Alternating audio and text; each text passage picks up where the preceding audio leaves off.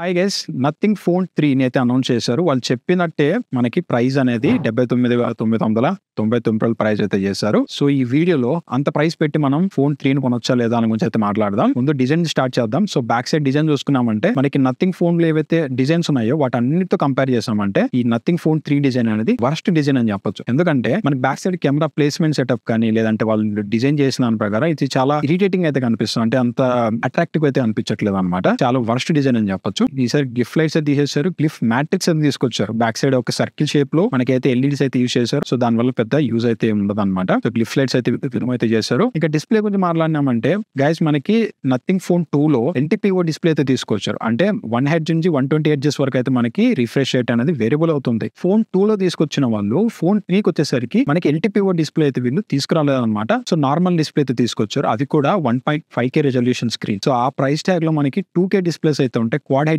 Plus displays అయితే కూడా మనకి ఫోన్స్ అయితే ఆఫర్ అయితే చేస్తున్నాయి. సో మీరు 80,000 ప్రైస్ పెట్టినప్పుడు అక్కడ ఫ్లాగ్షిప్ ఫోన్ సంబంధించిన ప్రతి ఒక్క ఫీచర్ అయితే మీరు దాంట్లో ఇంక్లూడ్ అయితే చేయొచ్చు. ఇందులో మీకు చార్జర్ అయితే ఉండదు. సో ఎక్స్ట్రాగా మీరు చార్జర్ పెట్టి కొట్టుకోవాలన్నమాట. అలాగే ఇందులో పర్ఫార్మెన్స్ మాట్లాడితే Qualcomm Snapdragon 8s Gen 4 processor. ఈ ప్రాసెసర్ మనం బడ్జెట్ లో చూసాం. అంటే 35,000 రూపాయల లోపల ఫోన్స్ లో చూసాం. పోకో F7 ఈ ఫోన్ మనకి 35,000 రూపాయల లోపల అయితే వస్తుంది. ఆఫర్స్ కలుపుకుంటే 30,000 అయితే వస్తుంది. IQ Neo 10 సో ఇందులో కూడా మీకు 8s Gen 4 ప్రాసెసర్ తీసుకొచ్చారు. సో 80,000 ప్రైస్ ట్యాగ్ లో మనకి చాలా ఫోన్స్ 8 ఎలైట్ ప్రాసెసర్ తీసుకొచ్చారు. సో 8s Gen 4 తో కంపేర్ చేస్తే చాలా బెటర్ పర్ఫార్మెన్స్ ఉన్న ప్రాసెసర్ అని చెప్పొచ్చు. కెమెరాస్ గురించి మాట్లాడితే బ్యాక్ సైడ్ మనకి హై ఎండ్ రెజల్యూషన్ కెమెరా తీసుకొచ్చారు. అన్ని 50 మెగాపిక్సెల్ సెన్సార్. బట్ ఇందులో మనకి ఒక్కటి కూడా ఫ్లాగ్షిప్ రేంజ్ సెన్సార్ అంటే సోనీ సెన్సార్స్ ఏవైతే యూజ్ చేయలేదు, లైక్ IMX సెన్సార్స్ అయితే. సో ప్రైమరీ సెన్సార్ చూసుకుంటే Omni Vision సెన్సార్ తీసుకొచ్చారు. అల్ట్రా వైడింగ్ సెన్సార్ తీసుకుంటే Samsung JN1 సెన్సార్. మనకి టెలిఫోటో లెన్స్ చూసుకున్నామంటే JN5 సెన్సార్. ఫ్రంట్ సైడ్ కూడా మనకి JN1 సెన్సార్ తీసుకొచ్చారు. బ్యాటరీ గురించి మాట్లాడితే సో అవుట్ ఆఫ్ ఇండియా చూసుకుంటే 5150 mAh బ్యాటరీ, ఇండియాలో 5550 mAh బ్యాటరీ తీసుకొచ్చారు. 65 వాట్ వైర్ ఛార్జింగ్ తీసుకొచ్చారు. అదే బడ్జెట్ లో